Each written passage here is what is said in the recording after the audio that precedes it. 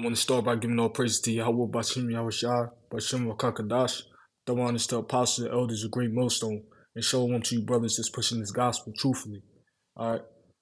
And the title of this video is going to be What is Pleasing to the Lord. Alright. And I'm going to start with the scripture. 1 Peter chapter 4, verse 18. And it says, And if the righteous scarcely be saved, where shall the ungodly and the sinner appear? Alright, so it says, if the righteous scarcely be saved, then where shall the ungodly and the sinner appear?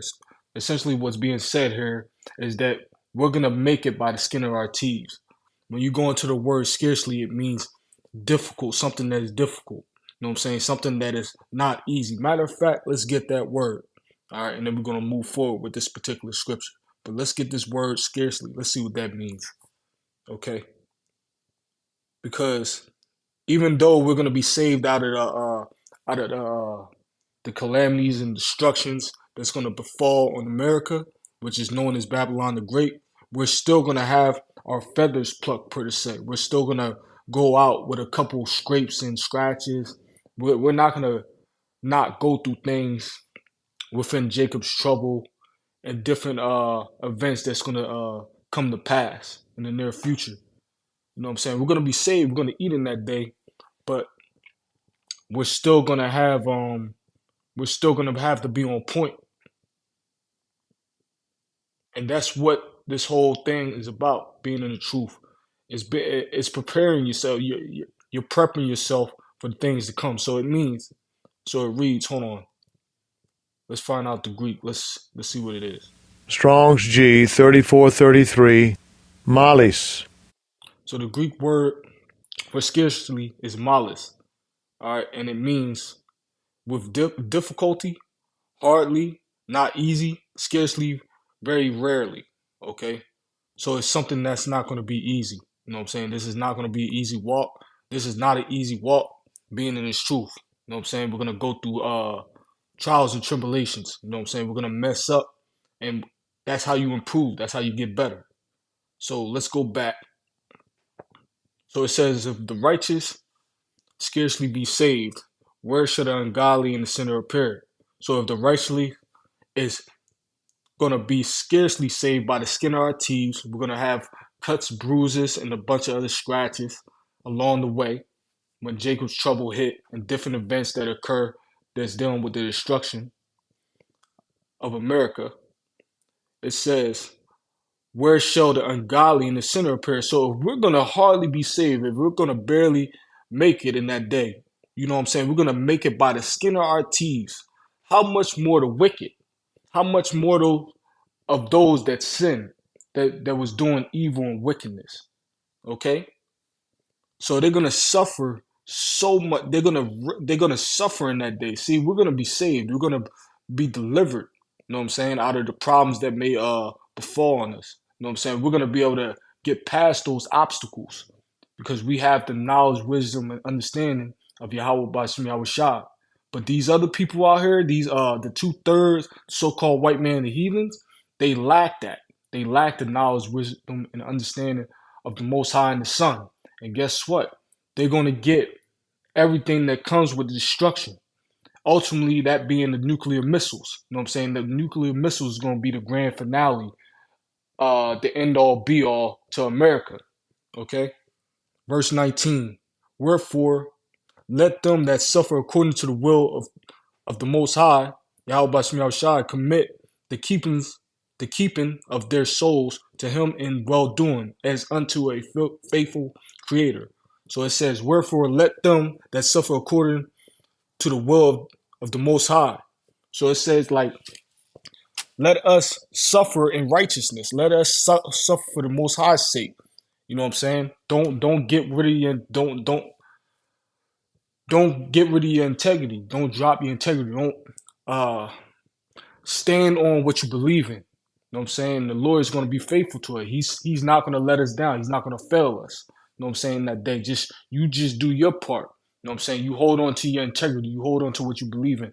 You use that strong. You stand on that strong foundation. You know, that strong foundation being on a rock. You know what I'm saying? That's not bound to fall. Whereas these people out here, they don't have a strong foundation. Their foundation is on sand. You know what I'm saying? Their foundation lays on sand, something that's bound to fall, that's not bound to stand. You know, it's gonna fall. So these people don't stand on nothing. Their morals, their principles, the stuff that they believe in, they're not willing to go a step further for what they believe in. They'll drop it. They'll drop what they believe in if a certain situation comes, you know. But the Lord is going to be with His men.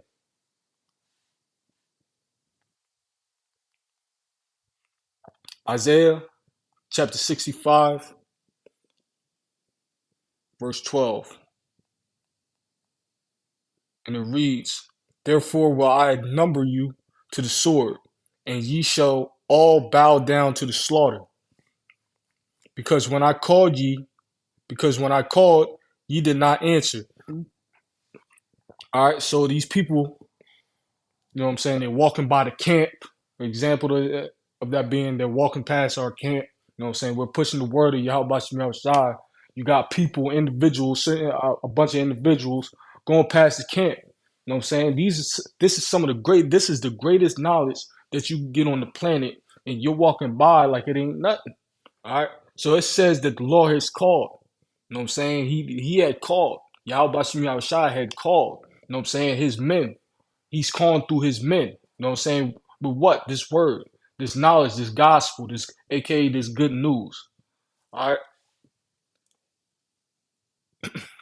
So it says, when I called, you did not answer. You did not answer. You walked past. All right.